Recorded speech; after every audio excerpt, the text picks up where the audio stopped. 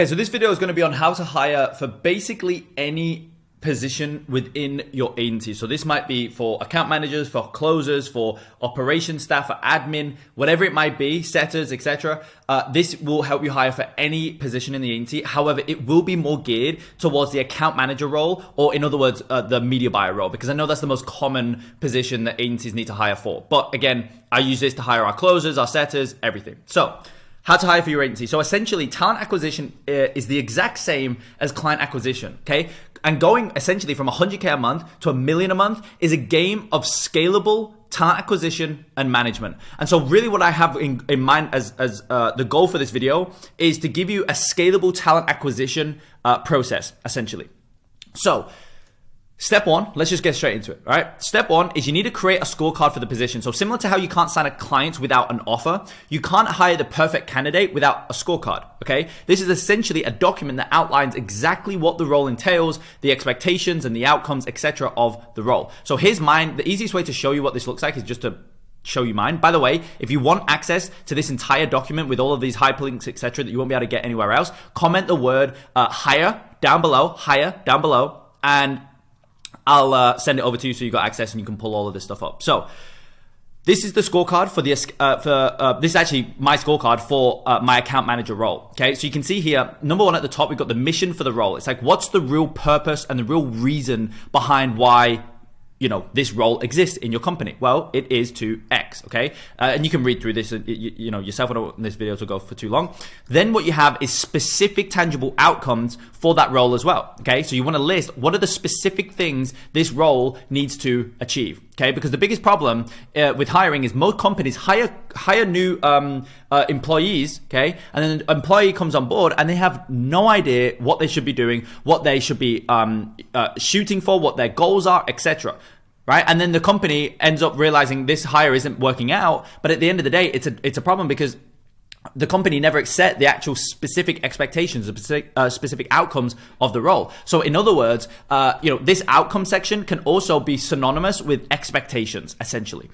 So we go into all of the specific outcomes for the role. Then we go into the competencies. So what are the competencies that you need to have in order to be able to achieve these outcomes, okay, for the role specifically? Then I always go into performance-based compensation. And every one of these pillars, by the way, should act as a selling point, meaning your compensation should be a selling point. The outcomes of the role should be a selling point for A-player candidates, all right? So that's the scorecard. You got to start there because everything else is built off the back of the scorecard. So if you don't have a scorecard, it's like, what are you hiring for? Who are you hiring? What do you want, etc., right? You don't know. It's hard to find what you're looking for when you don't know what you're looking for, right? And so also we use this scorecard later on in the hiring process. So you got to start there. And again, I would just mirror mine. I have this same thing for closers. I have this same thing for setters, etc. It's the exact same for every single role. This, by the way, I got from the book. I think it's Who.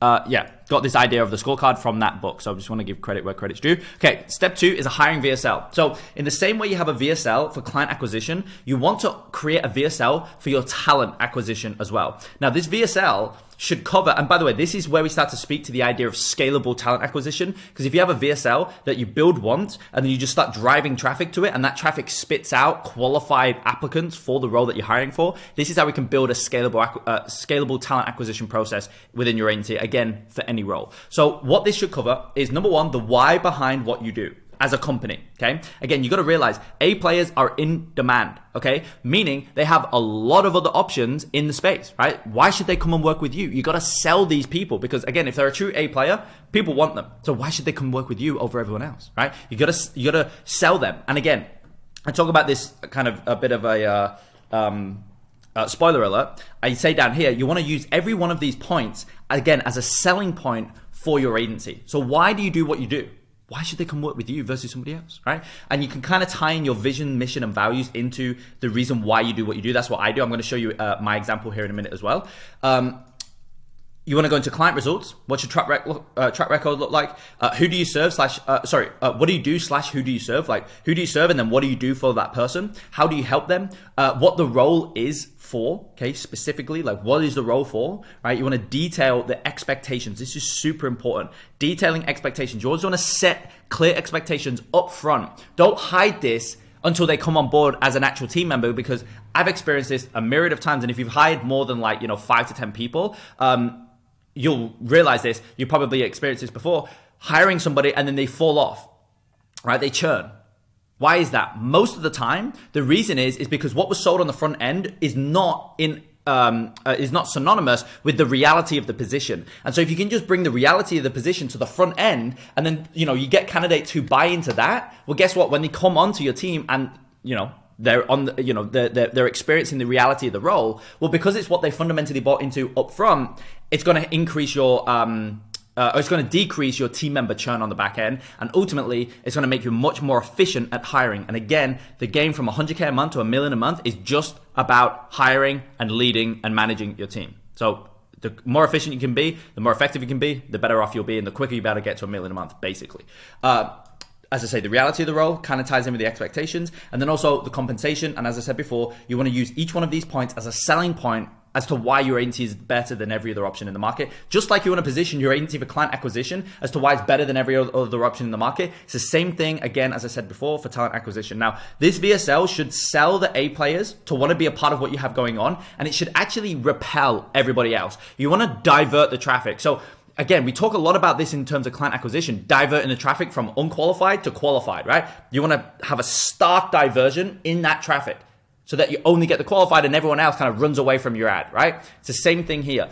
You want a bunch of people to view your VSL, and then you want to split the traffic, basically. It's like, oh, no, this is not for me. Perfect. They were never a good fit anyway, right? You want to split that traffic and then just have qualified candidates, and then those qualified candidates, this VSL should sell them on applying, and then the other trough of traffic, the VSL should sell them on effing off, basically, right? Okay, so here's our VSL page specifically. Again, you'll see a lot of similarities between this and a typical client VSL as well, right? Client acquisition VSL. So I call out copywriters and media buyers. The reason why is because typically what you'll find is any type of account manager, there's always going to be you're always going to need a base skill. So maybe most agencies as well, if you're a marketing agency, usually the base skill is media buying. Now with our clients, all of our results for our clients, it doesn't really come from the media buying that we do for clients. It comes from the copywriting and the marketing that we do for clients, not like the buttons we click in Facebook. If you're like a basic e-com agency, for example, you can probably all your results, comes from clicking the buttons in Facebook, right? So there you might want to hire a media buyer more so than a copywriter. But again, in my situation with my clients, we are more our account managers are more copywriters than they are media buyers, right? So I call that copywriters and media buyers, kind of, merges into one. Here, and then I have a headline, right? Here's how you can start making 10 to 12K per month working one-on-one with the top marketing agencies in the space who are all doing over 100K per month. So you see how I'm already starting to sell, right, these guys on why we are better than somewhere else, okay? Watch the short video below to see how it works. And then this is a 30-minute hiring VSL. And I basically go through exactly what I just was talking about here in terms of this framework, right? So you see here, I start to go through like why we do what we do essentially, okay? Then I basically go into who we serve, right? Like what we do for them, and then who this is for. Again, this is where I'm trying to, divert that traffic, right? This is for you if you're this person. It's not for you if you're not this person. If you're this person, etc. Okay, basically this framework right here. Now, step 3. So once you've created that hiring VSL, okay, you then want to go into creating a job post, which is essentially the ad that's going to drive all the traffic to your hiring VSL. So you see how I've built this in stages in like chronological order, right? You need to start with this because that's what your VSL is built off the back of. Then you need to build the VSL. Then you need to do the job post, right? And again, this should be treated as writing a piece of ad copy for your client acquisition. It's the same thing. So here's an example I made for an account manager role that I'm currently hiring for right now at the point of recording this video. This drove all the traffic to the hiring VSL. Okay. And also, as you can see on this hiring VSL, there's an apply here button, and I'm going to get into the application here in a minute and how that's all structured and how you should build that. But this is basically the job post that I created. Look at how much similarities there are with this and an ad for your own acquisition, right? PSA, all copywriters and media buyers. We're looking for 2 new account managers to work one-on-one with our clients. Link is in the comments to apply. Here's what you can expect. 10 to 12K a month in personal income, work one-on-one with marketing agency founders who all do above 100K a month. We have extremely high level / sophisticated clients who you'll love working with, and you can work remotely, right? About Scale Clients Today, our company, we're on pace to do 10 million per year. We spend about 65K a month in client acquisition and close about 25 new clients per month. We only work with marketing agencies who do above 50K a month, bare minimum, so you won't have any low-level clients. We have a 95% client success rate, and we have over 100 active done for you clients. If this interests you and you're a copywriter or a media buyer, then please check out the link in the comments and apply. All right. So this was very, very broad. Now this takes me on to my next point here, which is sourcing. Okay. So there's not a golden source of talent. You need to get that out of your head. The most common question I get asked about, from clients about hiring is, where do I find the best X? Insert any position, closer, setter, account manager, media buyer, whatever it is. Problem is, that doesn't exist. There's not a golden place for this type of talent, for this, for this position or whatever it is. Talent exists everywhere. So you should advertise your role everywhere. Okay. And so, as I say here, I'm not trying to go crazy specific in my job post. I'm kind of going broad, getting a lot of interest, garnering a lot of interest, and just sending everyone to this hiring VSL, because I know the VSL is going to do the diversion of the traffic. So I don't need to divert on the front end. Does that make sense? I don't need to qualify or hard qualify on the front end on the job post. Just send everyone to the hiring VSL. And then that does its job. If it's built correctly, this should divert that traffic between people who are not qualified, and those guys click away, and that's that. Perfect. And then it's going to attract the people who are actually a good fit. Okay. So my philosophy here is to source. Sorry, that does not make sense. Is to source broad, right? So go just prolific, very prolific on the front end with where you post or advertise your job role. And then you want to filter in the application, which is the next point, which I'll get onto here, which is step 5. But in terms of placing places to source talent, I would look at your current team, because who knows your current culture and how you guys operate better than your team? No one. So ask those guys for referrals, right? Hey guys, do you know any other account managers? Do you know any other closers, right? Good closers know good closers. Good account managers know good account managers, etc. Okay. Your current client / customer base, sometimes marketing agencies, this doesn't really work, but if you have any type of like coaching offer, this could work really, really well. Personal and or professional network. So reach out to people you know in your network. Hey, do you know of X, right? That can work tremendously well. Your audience as well, right? So your audience directly or referrals from your audience. So it's like, hey audience, do you guys know anyone who's X, right? Other people's niches. Okay. So this is kind of like Facebook groups, Reddit groups as well. I'm pretty sure is big. I've never used Reddit, but heard it's pretty good. Freelance sites. Okay. So like places like Fiverr, Upwork, etc. Job boards, Indeed, Seek, and all those types of places, LinkedIn Jobs as well, and then ads. So you can do ads as like a last resort. I wouldn't recommend to run ads if you're like really, if you've done all of these other ones and you're really struggling, then you can try running ads. Again, just like you would run an ad to a client acquisition VSL, you run ads straight to this VSL, okay? But it's very hard to do that, but it is an option as well. But again, up here, don't choose one, do all of them. And I promise you, if you do all of them and you repeat it, right? So don't just post once in one group. Post once in one group and 20 other groups, and then next week repost in the same group and the 20 other groups, and the next week, you do that consistently, and then do different angles of the job post as well. So you see here, I was kind of talking about our client level that we work with, like the type of client we work with, and kind of the money you can make in the position. But maybe I might do another angle talking only about how it's remote work, and you don't need to maybe in the all copywriters hate working with, for example, products that are just terrible products. Well, then maybe I'll do another angle saying, hey, if you're a copywriter and you're sick and tired of working with terrible products, trying to sell stuff that nobody wants, and you want to work with clients who have stuff that other people want, but you just need to communicate that to them, then here's what we have to offer you, right? See how it's a different angle? So that's another example you can do as well on the front end to be more prolific with your job postings to get more people in. Okay, so then the job post drives to the VSL, then the VSL diverts the traffic, should push everyone away who's not qualified, and it should suck in everyone who is qualified. And then guess what? Those qualified people are going to go here and go apply here, and they're going to fill out the application. So that takes me on to step 5, which is the application. So this is where you should do all of your filtering, okay? I wouldn't filter in the traffic, get everyone you can to watch the VSL, then the VSL naturally can filter it, but you're also still going to get unqualified applicants apply for the position. But it's easy to filter those guys out in the applications, okay? So what you're looking for in your applications is basically initiative, okay? In-depth answers, knowledge in alignment with the position, okay? complete transparency. If you feel like they're holding something back, typically it's not a good sign. Not talking X about past positions, right? I'm scared of YouTube, like, thingy in this video, if I swear. Or bosses, that's another one. If they say, oh, my last boss was this and whatever, that's a big no.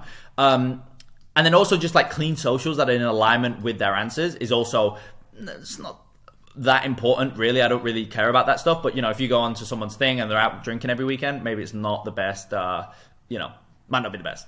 Anyway, a hack here as well is to add option at the end of your application. I can actually show you an example here. Email address. Here's actually one of the applications for the account manager role, right? So this is just basic stuff here. Time zone. Okay, what department are you applying for? Let's do account manager team. Are you available full time? That's super important for me. Like, we only hire full time. What interests you about this? About this opportunity interests you? What experience do you have that best relates to the account manager role, as explained in the video? That I'm referring to the hiring VSL that I just showed you above. What are your goals, both income goals and non-income goals? What is your deeper motivation to become the best? Tell us about 1 to 3 of your top professional achievements. Also, what were some of your biggest failures and learning lessons? Tell us about an experience that demonstrates you have work ethic to become the best. Who are your last 2 to 3 bosses? How would they rate or describe you when we speak to them? This is important when we say when we speak to them, so we're implying that we're going to speak to them. If accepted, how soon can you get started? And then this is the one that I was telling you about. Optional. Lastly, please create a Loom video for scaleclients.io walking through your philosophy on marketing. So here, just keep this broad, because you don't really care what their philosophy on marketing is in this. I don't really care what their philosophy on marketing is. What I care about is, do they go above and beyond in the application? Do they actually give me a Loom video or not? Because I say optional, they might be like, oh, I don't need to do it then. But then that doesn't show me initiative. It doesn't show that they're going above and beyond, right? So you want to see if they do it. And then secondly, one thing you'll find is that some people have a generic video that they send to all of their, positions that they're applying for. So the reason why I say for scaleclients.io is because I want to see if they read this and actually create one for me specifically, or do they just copy paste of one that they send to everyone? And you can see on Loom, like when it was created, it's like 9 months ago, or it was like, a day ago, right? So that's very, very good. And again, it doesn't really, you're not looking for what they say in the Loom. I don't really care what they say. I just care if they do it or not. So that's what you're looking for in the application, okay? And then basically everyone who, everyone who doesn't give a Loom video, you want to auto DQ, auto disqualify. And then anyone who doesn't, doesn't align with these things here, then again, you want to automatically disqualify. Now, you're then going to have you see how now we're filtering out pretty hard on the application? Then you're going to be left, say you get 100 applicants, you might be left with 20 who are like really good. So then what you want to do is push those guys to step 6, which is interview number 1. This is typically a 15 to 30 minute or so interview. And basically the goal of the interview is not to like find the best people or whatever it might be. It's literally to just clear out obvious B and C players. That's it. Sorry, I just hit my standing desk there. You want to just clear out obvious B and C players. That's it. Like, you don't want to, you're not trying to find the golden hire, right? Just clear out obvious B and Cs, right? So how you do that here is basically to find alignment between the VSL and what they are wanting / looking for. So essentially, you want to find alignment between the scorecard and what it is that they want. One thing I always say in my interviews, which is very much true, is whilst I'm looking to make sure that you're a good fit for what we want, I'm also looking to make sure that we're a good fit for what you want. So tell me, what are your goals? What do you want to do? What are you wanting to achieve, etc., right? This is kind of the stuff that I'm trying to figure out on the initial call. Also, what I'm trying to figure out is there any synergy between us, right? Like, do I like the person? Can I see that they're kind of, like, hey, how are you? What's going on? Kind of thing. Or are they just like, hello? Yeah. Okay. You can't get that insight from applications, but you can get it from a quick 15-minute. You know what I mean? So that's what really I'm always looking for in this initial interview. Just clear out obvious B and C's, right? Also understand their deep goals and figure out if your company can be the vehicle for those goals. Yeah, as I was saying before, that is the way that you're going to have the longest lasting team members, and the best team is when your company is the vehicle for your team to achieve their own goals. That is what you want. And really, once you get past like 100K a month, honestly, at least for me, my goal now is not necessarily to grow scaleclients.io. My goal now is to build the best vehicle for my team for them to achieve their own goals. It's kind of interesting change that happens at that level. But anyway, aside from the point, that's what you're trying to figure out, okay? Because again, if they're wanting to become an entrepreneur, for example, or start their own thing or whatever it might be, they're just, even if they do come through and you hire them, they're going to churn very quickly on the back end. Okay, but again, if they can see that your company is the vehicle to get them to their goals, they're pretty much never going to churn. Now, end of the interview. This is important. What you want to do is you want to provide a task to the candidate. If they're a B or a C player and you can tell this guy's not a good fit, this girl's not a good fit, whatever, end the interview there and then. That's it, done. Now, if they are, at least maybe they're not an A player, but you can tell they're not a B or a C, right? Then what you want to do is you want to provide a task to them. Now, in the task, you want to be broad and you don't want to give them a direct timeline for the completed task. Reason why is because, again, what we're doing here is we're trying to filter, okay? And what we're trying to filter out here by providing a task, being a little broad and not giving a direct timeline, we're trying to filter for initiative.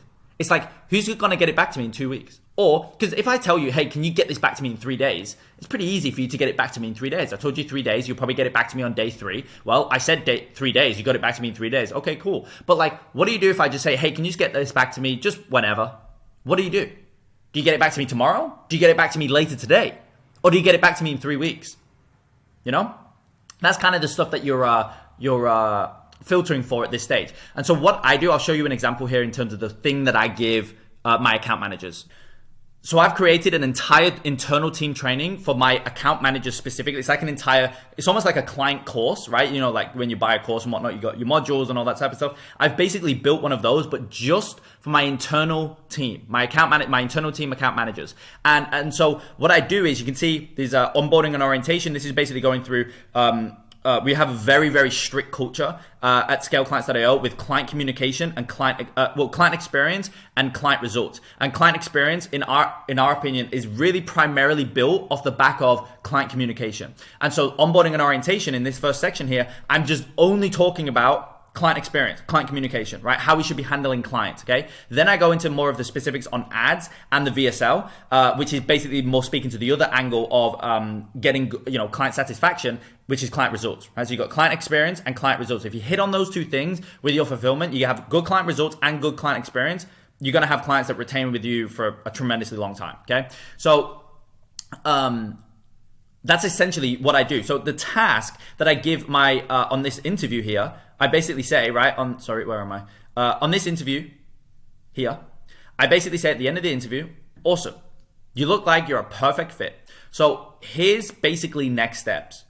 I have an entire internal team account manager training. Now, this is going to be a part of your ramp if we get to that stage. However, what I'm wanting you to do, because as I said earlier on the interview, one of the things that's very, very, very important to me is that not only you're a good fit for us, but also we're a good fit for you. So I'd love for you to go through our internal team account manager training specifically, because that's going to give you the best direct insight into exactly what the day-to-day specifics and reality of the role is truly going to look like. And if you feel like you're 100% in alignment with that, then we can jump on a second call and potentially look at taking the next steps. However, if you feel like, this is not really what I thought and whatever else, then that's totally fine. Just let me know and we're cool. So just go through that at your own pace and just let me know. So I did a couple things there. Number one is I actually want them to go through it to see if it's like, because goes through specifics of everything that the role entails. So if they don't align with this, I know they're not going to be a good fit on the back end, because this is like bringing the reality of the position to the front end, like I was talking about before. And I know on the flip side, if they do buy into this and like, oh my God, this is what I want, then I know when they come onto the team, they're going to be like, oh my God, this is exactly what I want, right? There's going to be 100% synergy there. There's not going to be any misalignment, right? But also, I'm testing for their initiative, because I'm like, go through this, just let me know your thoughts. I'm not giving a timeline. If they ask me a timeline, I'll be like, no, just whenever. And I'll see when they get it back to me. It's very, very powerful, because you'll filter out a lot more people this way as well. And then again, you're constantly trying to divert the traffic. So even at this stage, you filtered it down, but there's still a trough of traffic here that you have the initial interview with. And out of those, you still need to further divert. And so you'll be able to further divert by doing this. You're going to have some people who just like kind of get it back to you in a week or whatever. Or you'll have some people who, I've had it in times where, they not only are they go as they're going through it like really, really quick, but they're messaging me as they're going through it. They're like, dude, I'm just going through this. Love this video on this. I think one of the things that, really resonated with me here was XYZ, and they're doing all this shit. And you can just tell that, like, oh my God, this guy is amazing, or this girl is amazing, right? Now, just very quickly here, what makes it clear that they're a B or a C player? Well, essentially, their answers don't align with the scorecard in the interview. This is in the initial 15-minute interview. It's pretty clear they're a B or C. If their answers don't align with the scorecard, the answers don't logically line up itself. If they're giving short answers, they're not engaged, they have a CBF attitude, they have a big ego, like, oh yeah, well, I know the most, or whatever. They're not coachable and whatnot. They think they need you more than you need them. That's also another big indication that B or C, right? Then from there, after you give them the task and you get that, again, you have that filtered down traffic even more based on people who get the task back to you in a very quick and short time frame. Then you want to move those people into interview 2, which is basically a scorecard interview. Now, this is basically the reality of the role. This is like, this is it kind of thing. And this is where you actually present the scorecard on the interview. So you share your screen and you go, here's the position, here's the role, here's the exact outcomes, here's everything, here's the compensation. This is everything. Okay. And what you want to do as you're going through the scorecard, you don't want it to be one-sided where you're just like, just word vomiting all of this stuff to them. You want to create dialogue throughout. So you want to get buy-in on the scorecard. Ask them probing questions, right? Get their thoughts and insights. What are your thoughts here? Curious, what questions do you have on this, right? Ask them, when was a time that you was able to run ads and get $100 to $200 cost per qualified book call? What was that offer look like? All right. How do you feel this aligns with what you're looking for? So maybe when I'm talking about, for example, setting projections with clients and forcing inputs, I might be like, and so how do you feel as though this aligns with exactly what it is that you're looking for? Or do you even feel like it does? And then again, you're gauging their responses. Because if they're like, no, this is exactly what I want to be doing. Or if they're like, yeah, it looks pretty good. Then, again, very, very clear that one's perfect and one you need to filter out, right? Can you see yourself doing this long term? Okay, stuff like that. Now, what you're looking for here is basically for the alignment triad. So the alignment triad is basically what the candidate can do, aligns with what they will do, which ultimately aligns with your scorecard. So this breaks, by the way, I don't remember where I got this from. I definitely don't think I made this up, but it's really good whoever came up with it. So this breaks down into basically what the candidate can do. So this refers to the candidate's ability to actually achieve the outcomes on the scorecard, right? Do they have this ability to be able to, in my case for the account manager role, do they have the ability to generate $100 to $200 cost per qualified book call? Now, one thing that's important to note here is, well, first of all, if they answer yes, then obviously they're an A player. Or if the answer is yes, I should say, then, they're an A player and that's good. That's perfect. Now, you want to also ask yourself this question for every outcome, every specific outcome. Can they do this? Do they have the ability to do this? Now, what's important though here is to also factor in the candidate's coachability, because they may not, they may not currently be able to have the exact insight on, in my case, they might not have the exact insight on how to run ads that generate $100 to $200 cost per qualified book call right now. Well, do they have the coachability? Because I know how to run that. The rest of the team knows how to run ads that get that outcome. So we can transfer the skills, but it depends on, are they willing and able to accept those skills and actually implement on it? Are they coachable? Because that's also very important, because again, they might not currently have it, but if they're coachable, then that's totally fine. They're still a good fit because I can just coach them on the back end. Again, we have this entire internal team training that trains up all of our account managers anyway. So it's that's fine, So they may not currently have 100% of the skills required, but they may be extremely coachable, which will allow you to mold them into the person who has the skills required, which ultimately means they are a candidate who can do the required inputs, basically, okay? Now, does this align with what they will do? So will the candidate do the job required if they have the skill, right? So this refers to the competencies that they have and whether or not they align with the competencies you've outlined in your scorecard. It all comes back to this scorecard because it's here's what they need to do. Okay, great. They can do it. But obviously, if they don't do it because they're not aggressive, they don't do it because they're not calm under pressure. They might crack when they have a couple clients. Our account managers can handle 35 clients per account manager. So it's they may crack under pressure. Right? They may not be enthusiastic about the work, so they won't actually do it. Even though they can, they won't because they don't have the competencies required. So you need to, again, make sure they align with your competencies, okay? And And again, you want to go through each competency listed on your scorecard and ask yourself, does X candidate have this competency? Do they show a high likelihood that they will act in alignment with this? If the answer is yes, then again, they're an A player. Now, if the candidate aligns with them, with all of this, they have the alignment triad in place, then you want to make them an offer. Okay? Then, step 8, final step here, I'll wrap up this video.